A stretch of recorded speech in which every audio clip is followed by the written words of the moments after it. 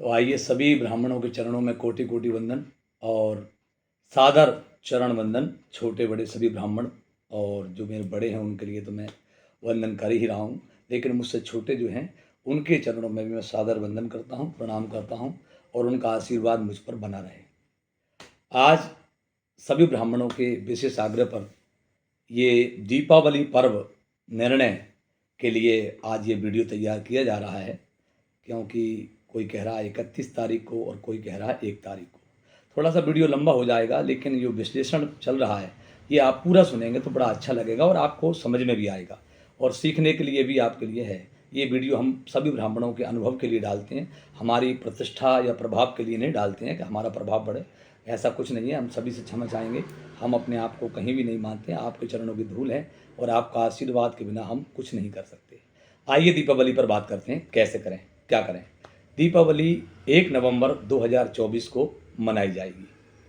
समस्त धर्मशास्त्रों का आधार मानते हुए जो अभी हमने अध्ययन किया है, इनके आधार पर जो है दीपावली का पर्व 1 नवंबर 2024 को ही मनाया जाएगा। ये पक्का हो गया, पहली बात हमारी पूरी हुई और प्रदोष काल में मनाया जाएगा। अब अगला मुहूर्त के लिए अगला वीडियो डालेंगे, लेकिन आज तो केवल ये क्लियर कर रहे हैं कि 1 नवंबर 2024 को ये पर्व मनाया जाएगा। अब क्यों मनाया जाएगा इस पर हम बात कर रहे हैं। यहाँ लिखा है कर्मणो यस्य कालस तत्काल व्यापनी तिथि तया कर्मणि कुर्वीत हास वृद्धि न कारणम। इसका मतलब है कि जिस व्रत उपवास या पर्व संबंधी कर्म के लिए शास्त्रों में जो समय नियत है, उस समय में यदि व्रत की तिथि मौजूद हो तो उसी दिन व्रत संबंधी कार्य ठीक समय पर करना चाहिए। ये श्लोक मैंने पुनः बोलता हूँ मैं। कर्मणो यस्य या कालस तत्काल व्यापनी तिथि तया कर्मणि कुर्वीत हास वृद्धि न कारणम। अब आता नंबर इसका कि तिथियां कितने प्रकार की होती हैं। एक तिथि होती है खंडा, एक होती है अखंडा। अब अखंडा और खंडा तिथि में अंतर बताते हैं आपको। जो तिथि सूर्य उदय से सूर्य अस्त तक व्याप्त रहे वह अखंडा तिथि है, जो कि 1 नवंबर को अखंडा बनती है। सूर्य उदय से लेकर के और सूर्य अस्त के बाद तक तिथि मौजूद है, इसलिए ये अखंडा तिथि है। इसलिए भी हम 1 तारीख को 1 नवंबर को इसको मनाएंगे। अब खंडा किसे कहते हैं कि जो सूर्योदय से दोपहर आधे भाग तक ना रहे वह खंडा तिथि होती है। तो यहाँ हमारा एक सूत्र आपको दे दिया। अब इसमें आता नंबर इसका कि अमावस्या तिथि को किसके साथ किया जाए। युक्ता। अब इसमें युक्ता मिलाया जाएगा कि इसको किसके साथ मिलाकर काम किया जाए। अब युक्ता तिथि का क्या मतलब है कि किसी एक दिन एक तिथि समाप्त होती है, उसी समय दूसरी तिथि प्रारंभ होती है। ऐसी स्थिति में दोनों तिथियां परस्पर युक्ता हो जाती हैं। 31 तारीख को 14 के साथ अमावस्या युक्ता हो रही है और 1 तारीख को अमावस्या प्रतिपदा के साथ युक्ता हो रही है। इसका प्रमाण हम आगे देंगे, आपको बताएंगे। फिर कहा है कि तिथि ये खंडा हो गई और अखंडा हो गई। और अब यहाँ देखते हैं कि शुद्धा तिथि।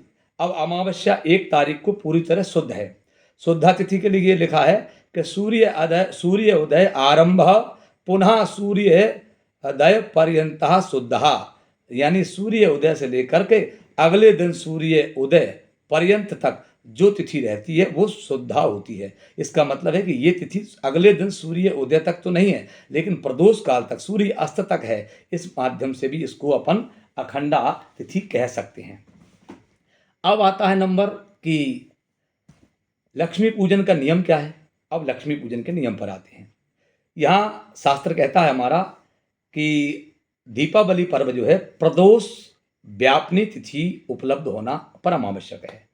तो यहाँ प्रदोष के समय क्या हो रहा है, लिख रहा है शास्त्र हमारा। शास्त्र क्या निर्देश कर रहा है, प्रदोष समय लक्ष्मी पूजयित्वा यथा क्रमम दीप वृक्षास तथा कार्यो शक्त्यादेव ग्रहेषु चा। इसका मतलब है कि यहाँ प्रदोष समय में जो तिथि उपलब्ध हो उस समय में दीपावली का त्यौहार मनाना चाहिए। ये हमारा श्लोक हमको बता रहा है। अब हम बात करते हैं युग्म की कि युग्म तिथि का क्या करें, युक्त तिथि का। तो यहाँ चतुर्दशी के साथ अगर अमावस्या को मिलाया जाता है तो ये महादोष कारक माना जाएगा। शास्त्र हमारा इसके लिए कतई भी जो है निर्देश नहीं करता कि चतुर्दशी के साथ अमावस्या को मिलाया जाए। अमावस्या को प्रतिपदा के साथ मिलाएंगे तो ठीक रहेगा। यहाँ लिख रहे हैं वो कि तत्र सूर्य उदम व्याप्यो अस्त उत्तर घटिका घटिकाधिक रात्रि व्यापनी दर से न संदेहा अत्र प्रातर अभ्यंगम देव पूजादिकम कृत्वा परान्ने पार्वण श्राद्धम कृत्वा प्रदोष समय दीपदानो उल्का प्रदर्शन लक्ष्मी पूजनानि कृत्वा भोजनम कार्य। यानी लक्ष्मी पूजन के दिन कितने कार्य किए जाते हैं? अभ्यंग स्नान किया जाएगा, अभ्यंग स्नान के बाद पितृकर्म किया जाएगा, और पितृकर्म के बाद में जो है हमारे पितृकर्म का मतलब कि तर्पण वगैरह हमारे किए जाएंगे। इसके बाद फिर जो है दीपावली पूजन किया जाएगा। फिर इसको कहते हैं नक्त व्रत, यानी रात्रि में इसमें भोजन किया जाता। यहाँ एक ये हुई।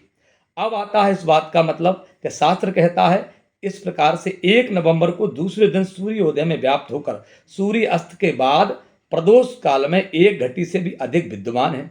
इसलिए भी जो है धर्मशास्त्र आगे क्या कह रहा हमको, तथा पर दिने एव दिन द्वय हुआ प्रदोष व्याप्तौ परहा पूर्वत्रैव प्रदोष व्याप्तौ लक्ष्मी पूजादौ पूर्वा अभ्यंग स्नानादौ परा एव मभयत्र प्रदोष व्याप्ता भवे अपि ही। इसका मतलब है कि अर्थात अगर दोनों दिन में, अगर मान लीजिए लक्ष्मी अमावस्या दोनों दिन प्रदोष स्पर्श कर रही हो तो भी जो है हमको दूसरे दिन की अमावस्या में ही जो है दीपावली पूजन करना चाहिए।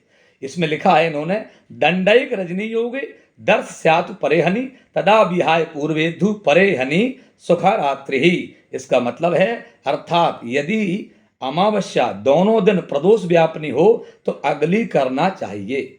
और इसमें एक शास्त्र का प्रमाण दिया है कि तत्व ज्योतिष में इसमें कहा है 1 घड़ी रात्रि का योग हो अगर तो भी अमावस्या मानी जाएगी। यहाँ हम देख रहे हैं क्या कि अमावस्या 1 तारीख को 1 घड़ी से भी अधिक सूर्यास्त के बाद मौजूद है। तो ये प्रदोष काल को स्पर्श करती है, गोधूली बेला को स्पर्श करती है, और जो है हमारा वृषभ लगन को स्पर्श कर रही है। इसलिए इस तिथि का हमारा सम्मान बढ़ जाएगा। शास्त्र और क्या कहता है, अगला प्रमाण दे रहे हैं आपको। यम प्रदोषे व्यापनी ग्राह्या दिने द्वयी सत्वा सत्वे परहा।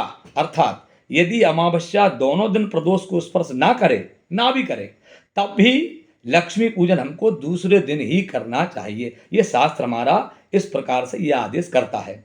इस प्रकार सभी प्रकार के प्रमाणों को उठाकर अगर हम देखेंगे तो दूसरे दिन प्रदोष काल में 1 घटी से भी अधिक व्याप्त हमारी अमावस्या हो रही है।